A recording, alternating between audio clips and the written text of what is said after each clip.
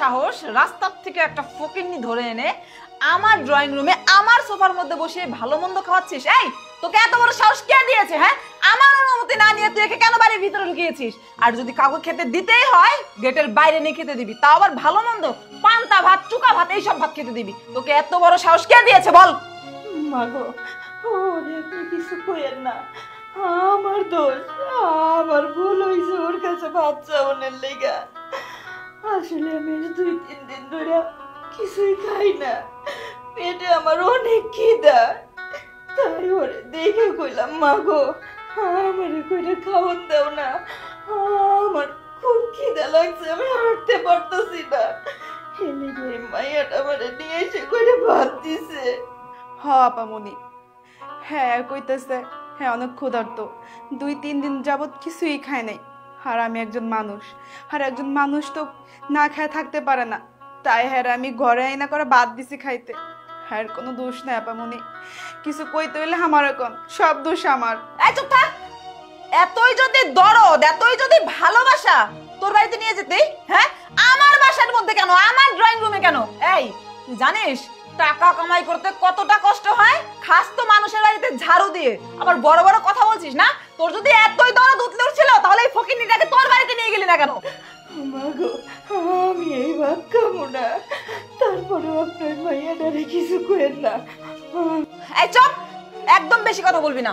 তোর মতো একটা রাস্তার ভিখারির সাথে কথা বলার মতো কোনো ইচ্ছা আমার নেই। এই যা, ঘাট ধরার আগে বাড়ি থেকে বের হ, যা বের হ বলছি।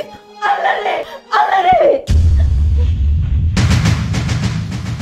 মা, বাজার তুই এনে মা তুমি, ও বাজার, মা তুমি জানো আমি যখন শুনছি তুমি আমার ক্ষুধার লেগে ঢাকা শহরে আইছো, বিশ্বাস করো মা, ঢাকা শহরে এমন কোনো জায়গা নাই যেখানে আমি তোমারে খুঁজি নাই, কিন্তু আমি তোমারে কোথাও খুঁজে পাই নাই মা।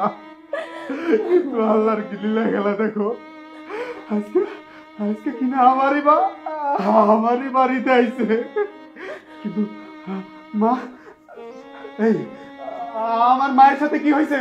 স্যার, আপনার মা এসে আমার কাছে করে ভাত চাইতেছিল, সে নাকি অনেক ক্ষুধার্ত, 2-3 দিন যাবত কোনো কিছুই খায় না। আর আমি তো একজন মানুষের কি একজন মানুষের করে ভাত দিতে পারবো না?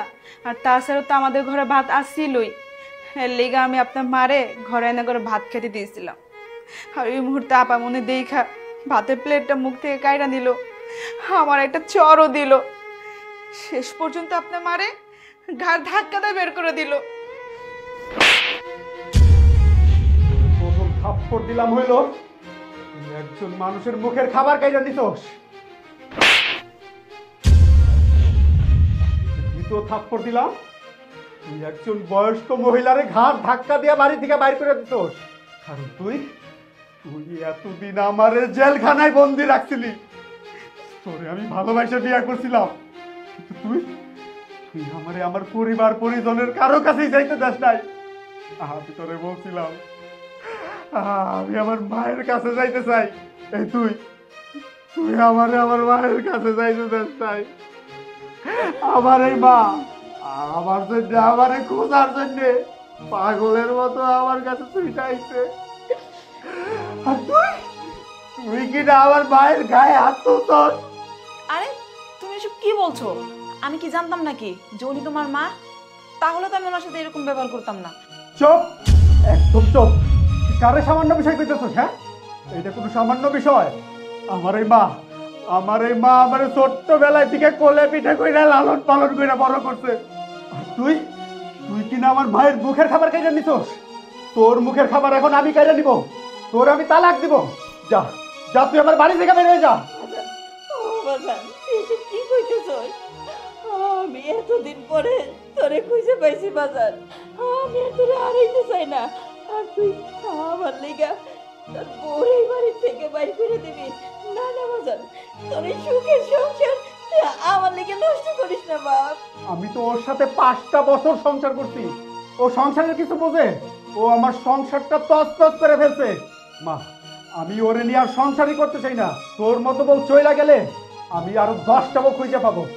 কিন্তু আমার মা চলে গেলে আমি আর মারে খুঁজে পাবো না। তাই বলতেছি, আমি তোরে নিয়ে আর এক মুহূর্ত সংসার করবো না। তুই আমার চোখের সামনে থেকে এক্ষুনি বের হয়ে যা। কি হলো? এখনো দাঁড়ায় আছিস কেন? বের হয়ে যা বলতেছি।